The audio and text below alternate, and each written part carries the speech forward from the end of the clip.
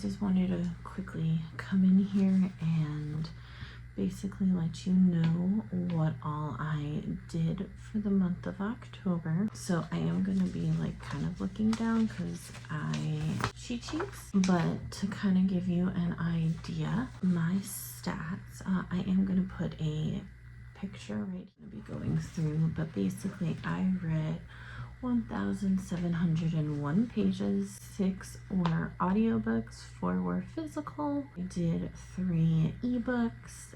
I also did a library savings of $106.65, but I DNF'd star ratings. I had no 5 stars this month, but I did have 3 4-star, 1 3-star, 2 2-star, and then 2 1-star reads.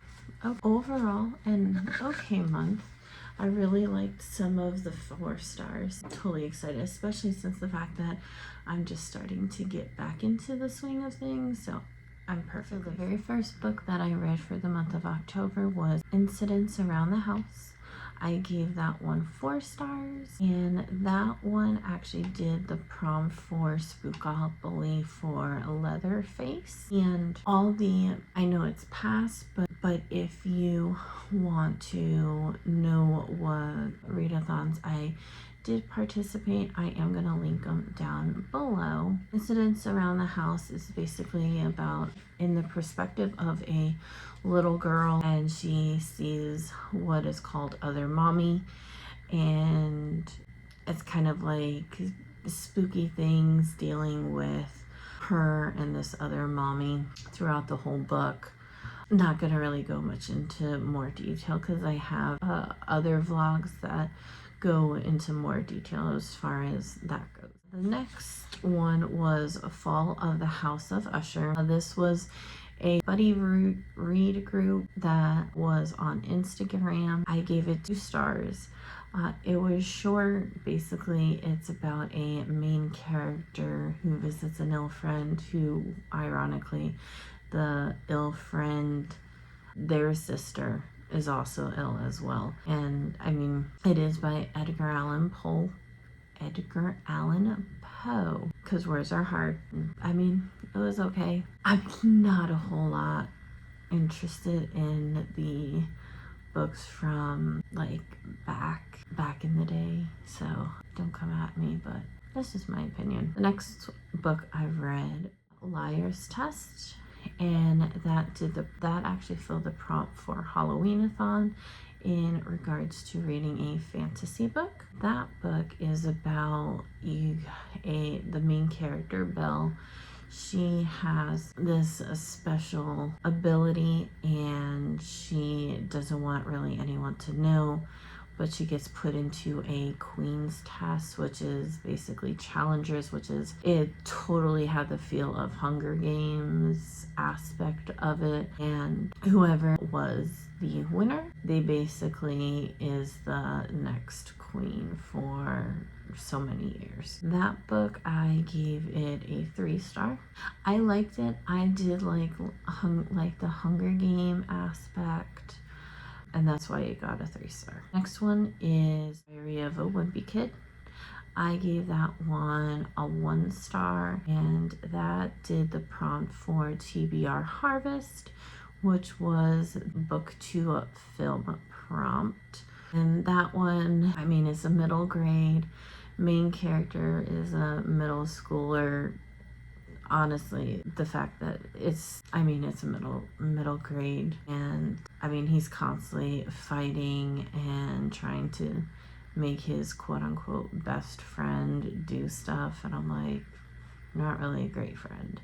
So that's why I gave it a 1 star. The next one, We Have Always Lived in the Castle. That one I gave 2 stars.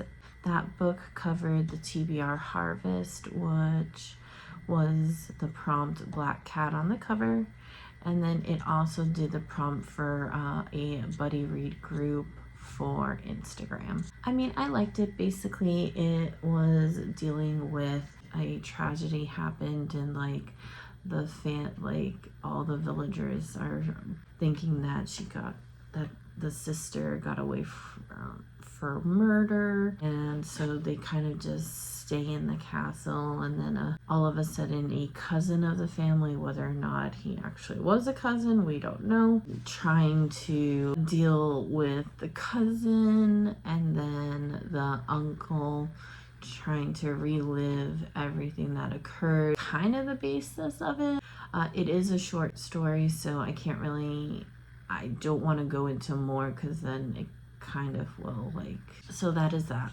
And then the number 6 book was a book called Theme Music that filled the prompt community shelf. And did the community shelf, I had to pick something from my physical TBR, and that was Theme Music. I gave it 4 stars. The whole premise really intrigued me. Absolutely loved the character. Theme Music was also TBR Harvest, and it was a grumpy character. The book is about the main character, who was the only survivor. The horrific tragedy of her father killing everyone, her brothers, her mom, and then eventually attempted suicide. And so she is old enough, she has a boyfriend, and she discovers that the family house where all this took place is up for sale, and so thinks it's a good idea to move back into the house. However,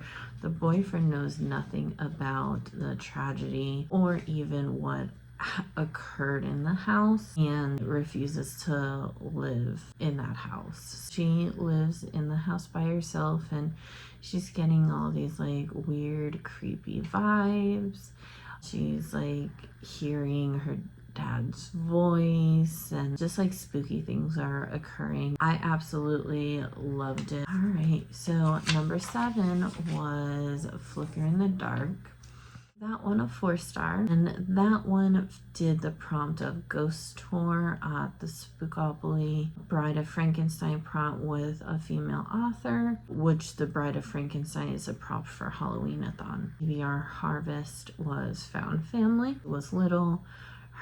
She discovered that her dad was kidnapping and killing these girls, and now it kind of flashes forward, and the main character is engaged to this person, and the brother is saying he's to be careful with him. She is a psychologist, and it is the 20th anniversary of the murders and with her dad, and all of a sudden now there are these kidnappings and killings, kind of doing a copycat of exactly her father's work.